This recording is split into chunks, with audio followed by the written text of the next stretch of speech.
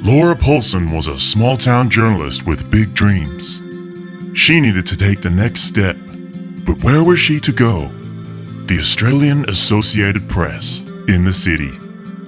She wasn't sure what to expect, but she knew she would learn to write news quick and accurately. It was going to be a challenge. Not only was it a new job, it was a new state. Coming into the office on her first day, what would she write about? Bananas. But her story variety grew every day, from crocodile attacks and tiny yet deadly jellyfish, to crime, politics, the reef. She quickly became used to her new way of life. Her skills improved.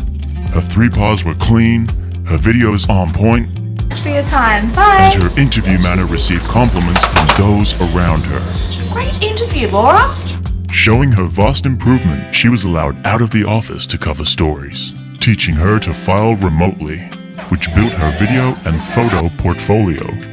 Things really stepped up when she was trusted to do the weekend shift solo. Her most challenging stories were also her most rewarding. I always find that my most challenging stories are my most rewarding, and that's because I've learnt the most or I've overcome the most hurdles. One hurdle that I kept on coming up against in Queensland was pronouncing place names, and one of the names was Biloela.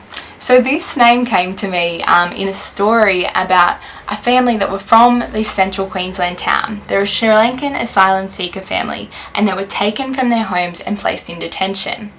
The people of the town loved this family so much, they built a campaign to bring them back home. So I found this story through a GoFundMe page, and I wrote it up as they were trying to fundraise for the legal costs to get this family back home. This story ended up being huge. It was around the time that Peter Dutton had tried to, save white farmers from South Africa.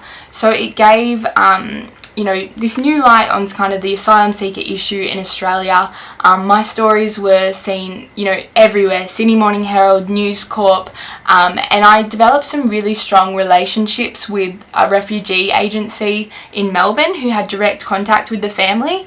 The relationship was so strong that I was starting to get, updated information about the family before other media, and so I actually found out that the family was nearly taken back to Sri Lankan by overnight, but last minute legal intervention got them off the plane, and we were one of the first media that got to report on this. So that story for me shows that you can find some really interesting stories on the internet, and also that I'm really good at building relationships with people, even if it's on the phone.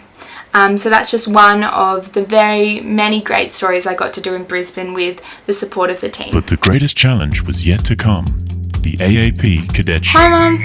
Yeah, I submitted the cadet application. It's different, but I hope they like it. And I hope they see that I'm a hard worker and that I love getting to be a part of the AAP team every day. Because for me, it's not just about interviews and writing. It's the photos, the videos, the social media. I love every aspect of news. And the thought of getting to go to Sydney and learning all of those new rounds, it just makes me so excited. I'm an enthusiastic team player, and I think I'd be a real asset for AAP going into the future. So, fingers crossed. Will she or won't she? Where is that voice coming from? Laura Paulson, the AAP story.